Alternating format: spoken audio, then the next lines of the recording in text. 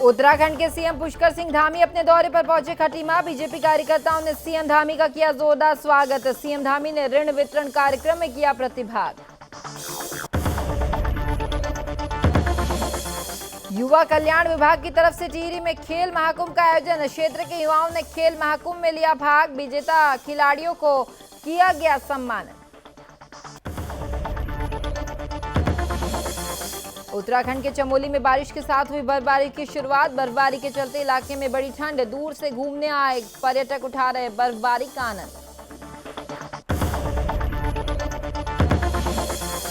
अल्मोड़ा जिले के सल्ट विधानसभा में मिलन समारोह का आयोजन। मुख्य अतिथियों ने दीप प्रज्वलित कर कार्यक्रम का किया शुभारंभ। कार्यक्रम में लोक गायकों ने किए सांस्कृतिक कार्यक्रम प्रस्तुत। और लालकुआ विधानसभा क्षेत्र में बीजेपी ने की जनसभा का आयोजन। जनसभा में बीजेपी के वरिष्ठ नेता पवन चौहान हुए शामिल। पवन चौहान का लोगों ने किया भव्य स्वागत।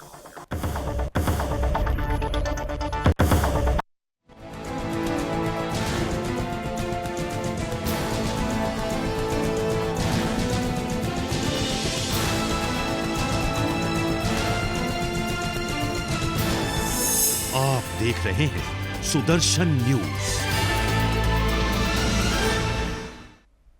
नमस्कार, उत्तराखंड विशेष देख रहे हैं आप और मैं हूं आपके साथ स्मारका ठाकरे। बुलेटिन की शुरुआत करेंगे एक बड़ी खबर के साथ। इस वक्त एक बड़ी खबर आपको बता दें कि देवभूमि में फिर से जिहादियों की कायराना जो हरकत है वो निकलकर सामने आई है। आपको बताएं कि उत्तराखंड के पटेल नगर में जबरन धर्मांतरण करवाने का एक बड़ा मामला निकलकर सामने आया है। हिंदू लड़की पर मुस्लिम धर्म अपनाने का जो दबाव है वो बनाया गया और इस दौरान पति ससुराल वालों पर धर्मांतरण का जो दबाव का आरोप है वो हिंदू लड़की ने लगाया है। पीड़ित ने पटेल नगर थाने में एफआईआर जो है वो भी दर्ज करवाई है और ये पूरी घटना जो है देवभूमि की है। उत्तराखंड के पटेल नगर में जबरन धर्मांतरण का ये पूरा मामला निकलकर सामने आया।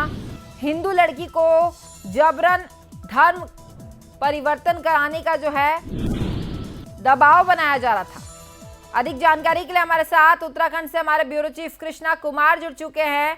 कृष्णा, किस तरीके से पटेल नगर से अब एक हिंदू लड़की को मुस्लिम धर्म अपनाने का दबाव बनाया गया, क्या कुछ अपडेट है? बिल्कुल स्मारिका, देखिए कुछ महीनों पहले हम कह सकते हैं एक मुस्लिम युवक ने हिंदू लड़की को अपने प्रेम प्रसंग के जाल में फंसाकर उसे बेला फुसलाकर शादी कर ली थी, जिसके बाद वो अपने परिवार से अलग रह रहा था। लेकिन अब से कुछ दिनों पहले लड़का जो है लड़की को लेकर अपने परिवार के साथ रहने लग गया था। तब उसे पता चला लड़की को कि लड़का जो है मुस्लिम धर्म का है, लेकिन अपने प्यार के खातिर लड़की जो है उसके पास रुकी रही। धीरे धीरे जैसे दिन बढ़ते गए, शादी के महीने एक तरीके से बीतते गए, तब लड़के ने अपने परिवार वालों के साथ मिलकर लड़की पर दबाव बनाना शुरू कर दिया धर्मांतरण के लिए। एक तरीके से मुस्लिम धर्म अपनाने के लिए लड़की को लगातार जो है मजबूर करते हुए आए। तो ऐसे में एक तरीके से जो लड़की ने बताया कि काफी दिन तक उसको घर में बंधक बना के रखा गया था। काफी टाइम तक जो है दबाव बनाया गया, जान से मारने की धमकी दी अगर मुस्लिम धर्म कबूल ना करे। तब लड़की जो है कल जैसे तैसे घर से किसी तरह निकल पाई। वो लोगों छुपकर तो सीधा पटेल नगर थाने में वो मौके पर पहुंची, जहां पर उसने लिखित तहरीर दी, जिसके आधार पर पुलिस ने जांच करके आरोपियों के खिलाफ, ससुराल वालों के खिलाफ हम कह सकते हैं, उन्होंने मुकदमा दर्ज किया, जिसके बाद आज उन्होंने कोर्ट में पेश करके जेल भेज दिया। स्मारिका, बिल्कुल कृष्णा, हम आपसे ये भी जानना चाहेंगे कि क्या इस पर अब प्रशासन, इसके अलावा जो लगातार जितनी घटनाएं उत्तराखंड देवभूमि में निकल कर आती है, इस पर प्रशासन क्या कुछ एक्शन ले रही है? क्या ऐसे मामले दोबारा ना हो इसके लिए प्रशासन अब सतर्क हो चुकी है? बिल्कुल स्मारिका, देखिए जब पुलिस प्रशासन से ये सवाल हम करते हैं कि आगे इस तरीके की हरकतें आप रोके, तो पुलिस प्रशासन का इस मामले में साफ कहना है कि कोई भी जिहादी एक तरीके से पहले पुलिस को बताकर किसी हिंदू लड़की को अपने जाल में नहीं फंसाता है। तो जिस तरीके से पुलिस को शिकायतें मिलती है उसके आधार पर उत्तराखंड पुलिस जो है लगातार ऐसे कटमुल्लों को और जिहादियों पर लगातार कार्रवाई करती हुई दिखती है और लगातार ही इनके खिलाफ मुकदमे जो है लिखे जाते हैं। लेकिन देहरादून का ये पटेल नगर थाना जो है हम कह सकते हैं ये मुस्लिम बहुल इसमें पूरी की पूरी आबादी है, जिस वजह से सबसे ज्यादा देहरादून में जो केस देखने को मिलते हैं जिहादियों के खिलाफ वो पटेल नगर में एक के बाद हम लगातार देखते हैं। स्मारिका जी, तमाम जानकारी के लिए आपका बहुत बहुत धन्यवाद कृष्णा। तो आपको बताएं कि पटेल नगर से एक बड़ा जो ये धर्मांतरण का मामला है वो निकलकर सामने आया। हिंदू लड़की पर लगातार मुस्लिम धर्म अपनाने का जो दबाव है वो लगाया जा रहा था और अब जो है आरोपियों को पुलिस ने गिरफ्तार कर लिया है।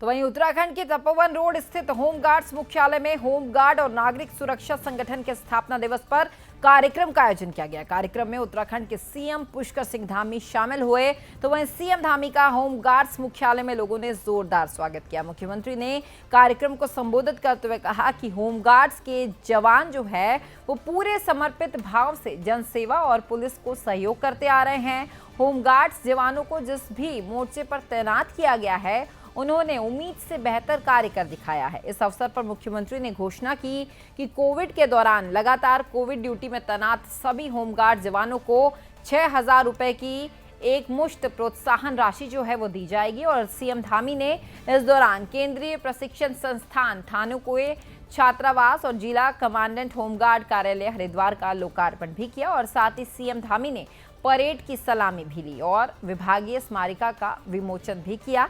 इस अवसर पर मुख्यमंत्री ने होमगार्ड्स और नागरिक सुरक्षा विभाग के अधिकारियों को उनके कार्यों के प्रमाण पत्र से सम्मानित भी किया। इतना ही नहीं, मुख्यमंत्री ने कोविड ड्यूटी के दौरान दिवंगत होमगार्ड स्वर्गीय रोशन सिंह की पत्नी को 2 लाख रुपए की राशि का चेक भी प्रदान किया। साथ ही होमगार्ड राज बहादुर को 1 लाख रुपए की सहायता राशि का जो चेक था वो प्रदान किया गया।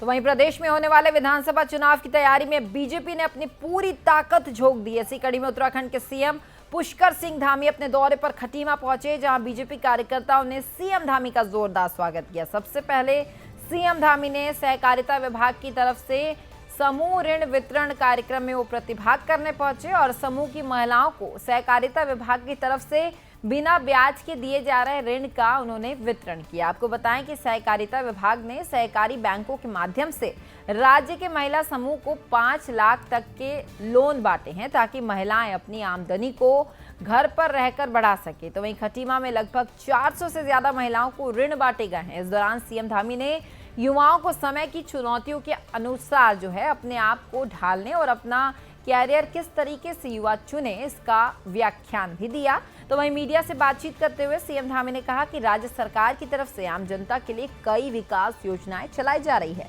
चाहे वो सहकारिता विभाग की हो चाहे अन्य विभाग, उन सभी की तरफ से जो भी कार्यक्रम चलाए जा रहे हैं जिससे आम जनता की आमदनी जो है वो बढ़ सके और रोजमर्रा में रोजगार में जो है वो इजाफा भी हो सके।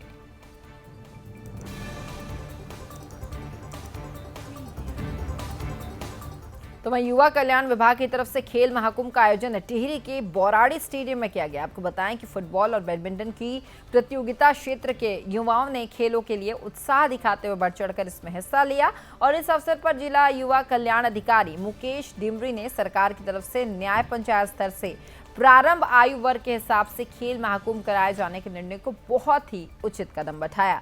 और आपको बताएं कि साथ ही जिला युवा कल्याण अधिकारी ने कहा कि इससे जिला खेल युवा कल्याण विभाग को ग्रामीण अंचल की प्रतिभाओं को मंच प्रदान करते हुए खेलों में हुनर दिखाने का मौका मिल पाएगा। तो वहीं इस खेल महाकुंभ में विजेता खिलाड़ियों को पुरस्कार देकर सम्मानित भी किया गया है।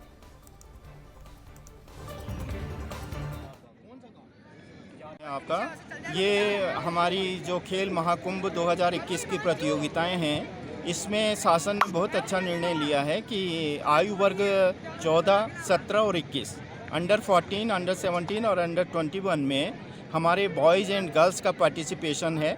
सबसे पहले इन प्रतियोगिताओं को हमने न्याय पंचायत स्तर पर आयोजित किया। इसके पश्चात जो बच्चे हमारे वहाँ पर फर्स्ट प्लेस पाए हैं न्याय पंचायत पर, उनकी प्रतियोगिताएं विकास खंड स्तर पर हमारे क्षेत्रीय युवा कल्याण अधिकारियों के द्वारा आयोजित की गई हैं और अब ये प्रतियोगिताएं ये जनपद स्तर पर आयोजित की जा रही हैं। तो वहीं उत्तराखंड के चमोली में बारिश के साथ साथ बर्फबारी भी शुरू हो गई। आपको बताएं कि ऊंचाई वाले स्थानों में बर्फबारी और निचले स्थानों में बारिश के चलते कड़ाके की ठंड पड़ रही है। तो वहीं औली में बर्फबारी के बाद पर्यटन व्यवसाय के जो व्यवसाय वालों के चेहरे हैं वो भी खिल उठे हैं। तो वहीं लगातार बारिश होने की वजह से जनजीवन जो है वो पूरी तरह से अस्त व्यस्त हो गया था। कड़ाके की ठंड पड़ने की वजह से लोग घर में रहने को अब मजबूर हो गए हैं।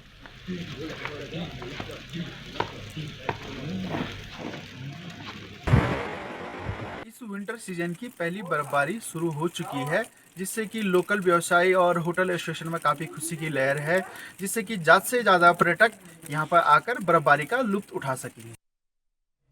तो वहीं अल्मोड़ा जिले के सल्ट विधानसभा में अभवया फाउंडेशन की तरफ से विशाल मिलन समारोह का आयोजन किया गया। तो वहीं कार्यक्रम का शुभारंभ मुख्य अतिथियों ने दीप प्रज्वलित कर किया और कार्यक्रम में सांस्कृतिक कला मंच के अध्यक्ष नंदन सिंह अधिकारी के नेतृत्व में लोक गायकों ने रंगारंग सांस्कृतिक कार्यक्रम प्रस्तुत किए। तो वहीं स्थानीय कलाकारों ने भी गीतों की प्रस्तुति दी, जिसमें कार्यक्रम में मौजूद सभी अतिथियों का जो मन था वो मोह लिया। इस दौरान कार्यक्रम में अभवया फाउंडेशन की तरफ से सल्ट क्षेत्र के ग्राम प्रधान, क्षेत्र पंचायत, जिला पंचायत सदस्यों, महिला संगठनों, सामाजिक संगठनों, पत्रकारों और आशा कार्यकर्ताओं को उनके कुशल कार्य की सराहना कर उन्हें सम्मानित किया गया।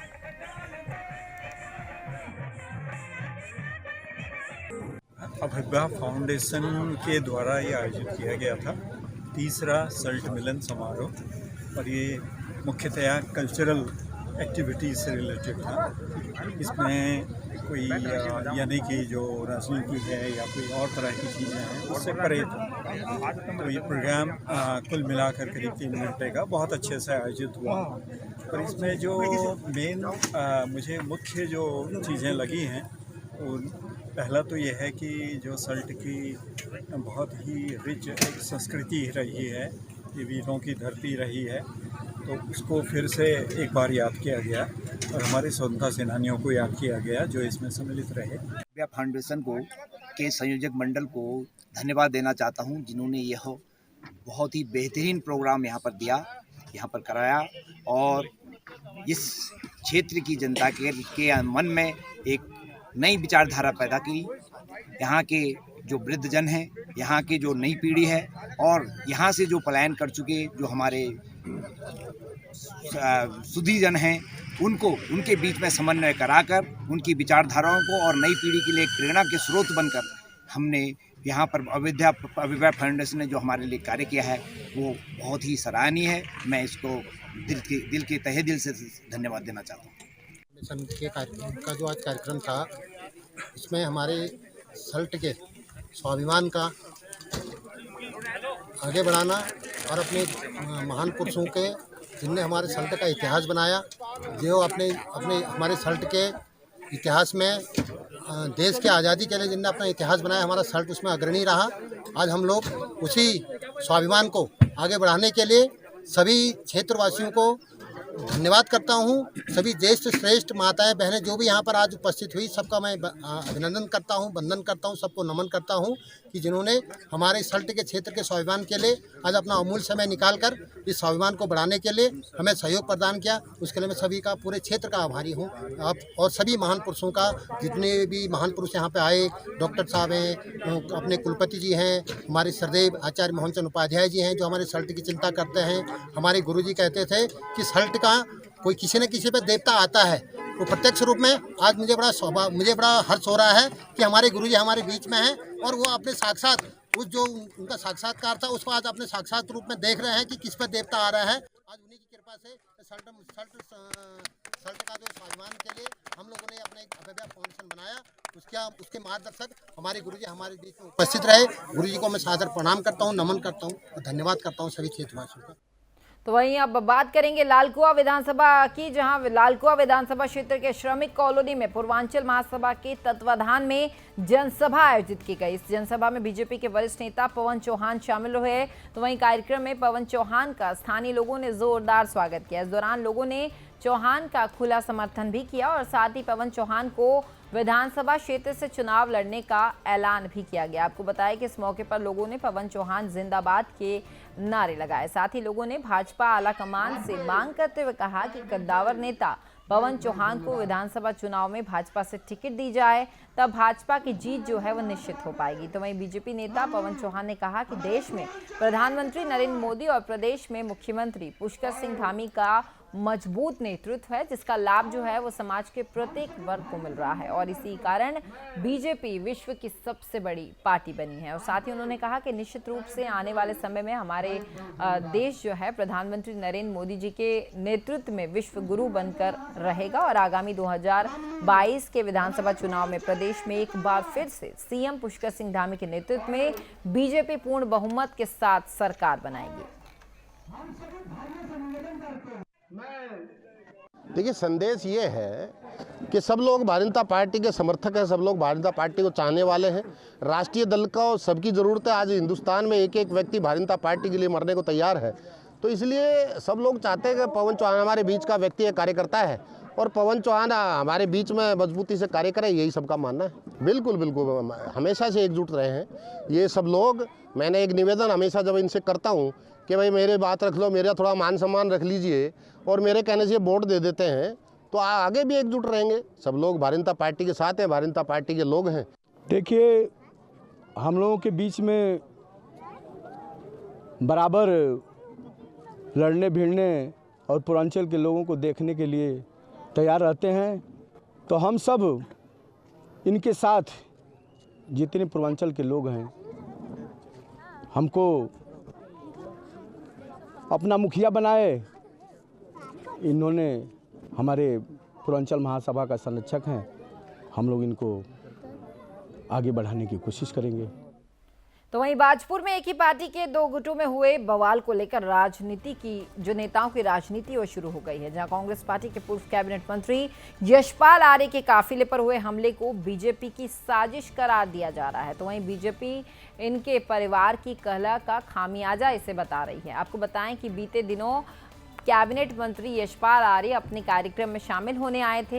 इस दौरान कुछ लोगों ने यशपाल आर्य का विरोध करते हुए उनकी गाड़ी पर हमला बोल दिया, जिसके बाद यशपाल आर्य और कांग्रेस के समर्थक थाने पहुंचे और मामले में गिरफ्तारी की मांग करने लगे, जिसके बाद पुलिस ने 36 लोगों पर संगीन धाराओं में मुकदमा दर्ज कर अपनी जो जांच है वो अब शुरू कर दी है।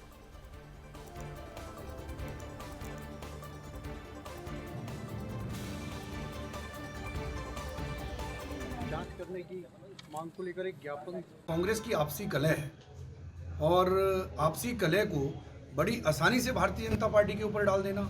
युवा मुख्यमंत्री पुष्कर सिंह धामी जी, जो आज पूरे प्रदेश के अंदर अपने तत्काल निर्णयों के लिए जनता के बीच में लोकप्रिय बने हुए हैं, उनके नारे हाय हाय करके लगवाना, भारतीय जनता पार्टी पे आरोप लगा देना।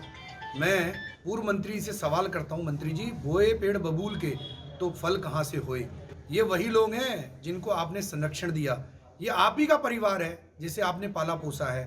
आज भारतीय जनता पार्टी के ऊपर आप आरोप लगा करके बाजपुर के लोगों को भ्रमित नहीं। तो वहीं विधानसभा चुनाव को लेकर सभी राजनीतिक पार्टियां अपनी अपनी तैयारियों में लग गई है। इसी कड़ी में उत्तराखंड विधानसभा चुनाव से पहले सबसे हॉट सीट माने जाने वाली भीमताल के रामलीला मैदान में लाखन सिंह नेगी ने अपनी दावेदारी पेश की है। साथ ही लाखन सिंह नेगी और उनके समर्थकों ने भीमताल बाजार में रोड शो किया। इस दौरान बड़ी संख्या में युवाओं और बुजुर्गों ने यहां भाग लिया। आपको बताएं कि नेगी के रोड शो में शामिल युवाओं में भारी उत्साह था और पूरे भीमताल बाजार तक लोग नाचते गाते रहे। ये शो जो है वो रामलीला ग्राउंड से होते हुए भीमताल के मुख्य बाजारों में किया गया। लाखन सिंह नेगी ने कहा कि जनता के बीच रहकर लोगों के कार्य को किया जाना मेरी पहली प्राथमिकता होगी।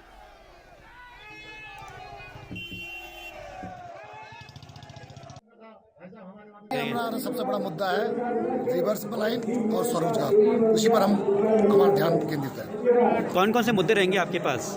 रिवर्स लाइन और स्वरोजगार हमारा जो हमारे पहाड़ों में जो पूर्वज की देन है, खेत खलियान है, तो एक टेक्निकल फार्मिंग के जरिए हम स्वरोजगार यहाँ पर करने की।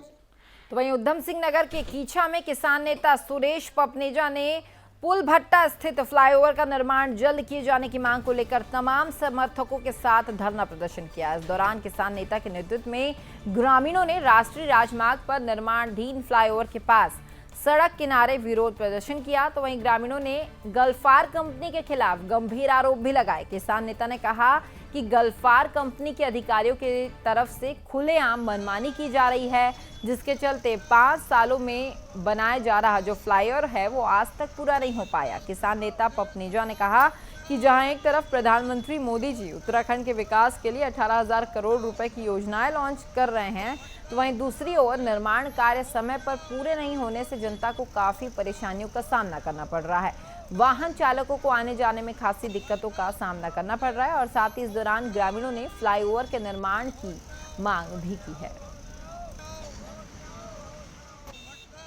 हम लोग यहाँ पुल भट्टा जो कि ओवरब्रिज है, बरेली लाइन से जो नाड़ोदाम की लाइन है उसके ऊपर ओवरब्रिज बन रहा है, 5 साल से बन रहा है। और इधर पुलभट्टे की रोड जिसके लिए मैंने पिछले साल 30 बार हर शनिवार अपने लोगों को साथ लेकर यहाँ धरना दिया था। ये पुलभट्टे वाला रोड बन गया था और ये ओवरब्रिज का एक पार्ट अभी भी एक साइड थोड़ी रह गई है, एक साइड बनी हुई है। रोज यहाँ पर लंबा जाम दिन में भी रात में भी लग रहा है। इसका एक कारण और भी है। एक तो यहाँ ये चौड़ाई कम है, जो ये उतार इन्होंने गल्फार ने बना रखा है, ये बहुत चौड़ाई कम है, इसमें ट्रैफिक फंस रहा है क्योंकि यहाँ ट्रैफिक बहुत ज़्यादा है और जब तक 2 लेन यहाँ नहीं चलती हैं इसको चौड़ा नहीं करते। और जहाँ मैं बैठा हूँ ये अभी कच्चा है सारा, और ये थोड़ा सा पार्ट जिसको महीनों से ये बना रहे हैं, इनको शर्म आनी चाहिए। कितने लोग परेशान हो रहे हैं, कितनी गाड़ियाँ खड़ी हैं, ना जिला प्रशासन को होश है, ना प्रदेश सरकार को होश है, ना गल्फार कंपनी। तो वहीं पौड़ी गढ़वाल में शंकराचार्य परिषद और अंतर्राष्ट्रीय युवा परिषद की तरफ से हिंदू पंचायत का आयोजन किया गया। कार्यक्रम में महिलाओं और बच्चों ने कलश यात्रा निकाली। साथ ही कार्यक्रम का जो शुभारंभ था वो स्वामी आनंद स्वरूप महाराज ने दीप प्रज्वलित कर किया। कार्यक्रम में स्वामी आनंद स्वरूप महाराज ने हिंदुत्व के ऊपर व्याख्यान दिया। तो वहीं उपस्थित लोगों की जिज्ञासाओं के अनुसार किए गए प्रश्नों का भी उत्तर उन्होंने दिया। स्वामी आनंद स्वरूप ने मदन मोहन मालवीय की तरफ से जारी 1915 एक्ट को प्रदेश में लागू करने, फ्री हिंदू मंदिर गुरुकुल का स्वरूप और भारत को हिंदू राष्ट्र घोषित करने पर जैसे बिंदुओं पर अपने विचार जो थे वो व्यक्त किए। और साथ ही उन्होंने लोगों से हिमालयी क्षेत्र को बाहरी लोगों से बचाने की अपील भी की। कार्यक्रम में साध्वी अर्चना गिरी, महेश स्वरूप महाराज के साथ कई अन्य लोग भी मौजूद रहे।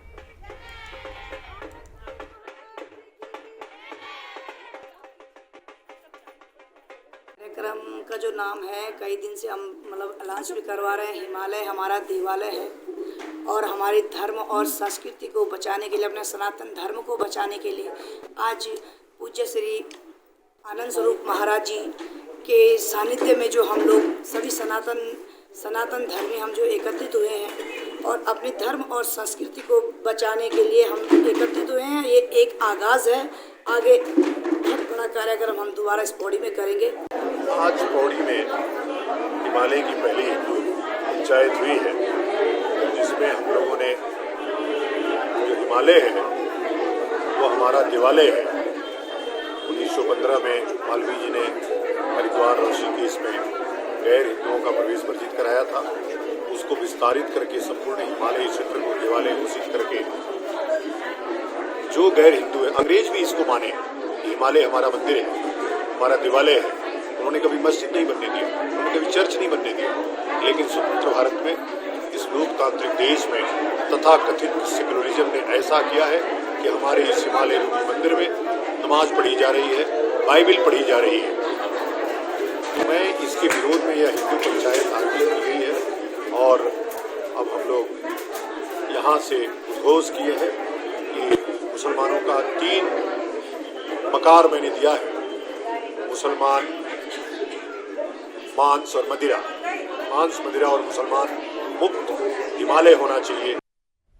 तो वहीं नागालैंड में हुए आतंकी हमले में टिहरी के रहने वाले पैराशूट रेजिमेंट के 21वीं बटालियन के जवान गौतम लाल वीरगति को प्राप्त हो गए। आपको बताएं कि आतंकी हमला नागालैंड के मौन जिले के तीरू गांव में किया गया। दरअसल जवानों की तरफ से उग्रवादियों के खिलाफ अभियान चलाया जा रहा था। इस दौरान ग्रामीणों के बीच घुसे उग्रवादियों ने कई सेना के जवानों पर फायरिंग कर दी। इसके जवाब में सेना के जवान ने भी फायरिंग की, तो वहीं इस फायरिंग में सेना के 13 जवान वीरगति को प्राप्त हो गए। वीरगति को प्राप्त हुए लाल 2018 में लैंसडाउन सेना में भर्ती हुए थे। तो वहीं बलिदानी की मौत की खबर सुनकर पूरे क्षेत्र में मातम पसरा हुआ है। परिवार वालों को रो रो कर बुरा हाल हो गया है।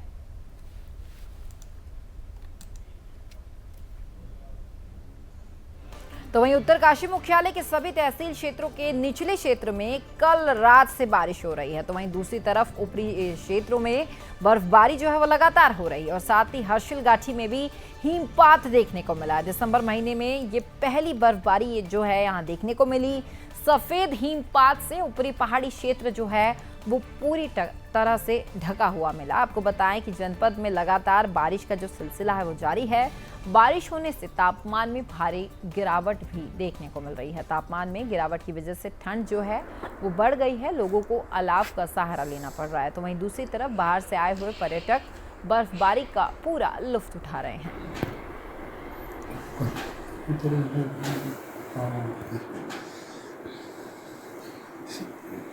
जय श्री गंगे।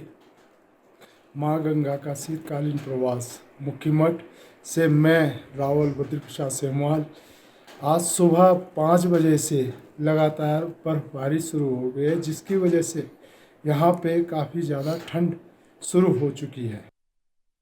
तो वहीं पौड़ी जिले के चाकी सेण के अंतर्गत आने वाले प्रसिद्ध कालिंका मंदिर में भव्य पूजा अर्चना के साथ मेले का आयोजन किया गया। आपको बताएं कि मंदिर 2014 से पहले भारी पशु बलि के लिए विख्यात था। यहां पर मां कलिंका को हजारों की संख्या में पशु बलि जो है वो चढ़ाई जाती थी, मगर 2014 के बाद से यहां पर बलि प्रथा को समाप्त कर दिया गया। दरअसल मेला को राठ क्षेत्र के प्रसिद्ध भुकाल खाली माता के मंदिर से पूरे देश में जाना जाता है।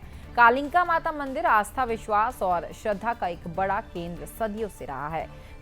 चाकी शैण में आने वाले सभी गांव के लोग इस कालिंका माता मंदिर में अपने अपने देवी देवताओं के झंडे को ढोल नगाड़ों के साथ लेकर आते हैं। मान्यता यह है कि माता कालिंका माता यहाँ बने कुंड में रहती है और भक्तों की सभी जो मनोकामना है वो माता पूरी करती हैं।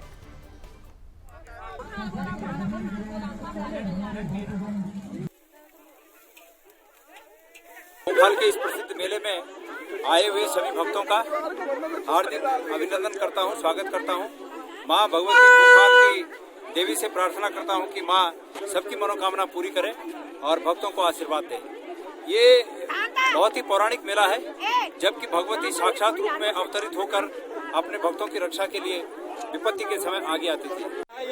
उत्तराखंड का विश्व प्रसिद्ध मेला और इसमें मां के प्रति लोगों की बहुत बड़ी आस्था है और 2 साल बाद यह है, कोरोना काल के बाद यह मेला बड़े ही भव्य तरीके से, पूर्व काल में यहाँ पे जो है दशकों पहले नर भैंसों की बलि और जो है बकरों की बलि दी जाती थी, लेकिन अब यह मेला 2011 से सात्विक पूजा के रूप में यहाँ पे माँ भगवती को प्रसन्न किया जाता है और यहाँ पे नजदीक के ग्रामवासियों के द्वारा बहुत ही भव्य तरीके से इस मेले को मनाया जाता है। माँ भगवती से सभी लोग यही प्रार्थना कर रहे हैं कि हे माँ भगवती, आप इस देवभूमि उत्तराखंड को जो है स्वस्थ, इनके लोगों को स्वस्थ रखें। राव का प्रतीक है और भूखाल कालिंका भगवती जगदम्बा बहुत प्रचाधारी देवी है, बहुत आस्था का प्रतीक है।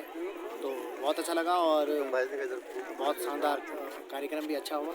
हम डॉक्टर धन सिंह रावत जी का धन्यवाद करते हैं, उन्होंने यहाँ पर कार्यक्रम करवाया। तो फिलहाल उत्तराखंड विशेष में इतना है, लेकिन सुदर्शन न्यूज में खबरों का सिलसिला लगातार जारी रहेगा। जय हिंद।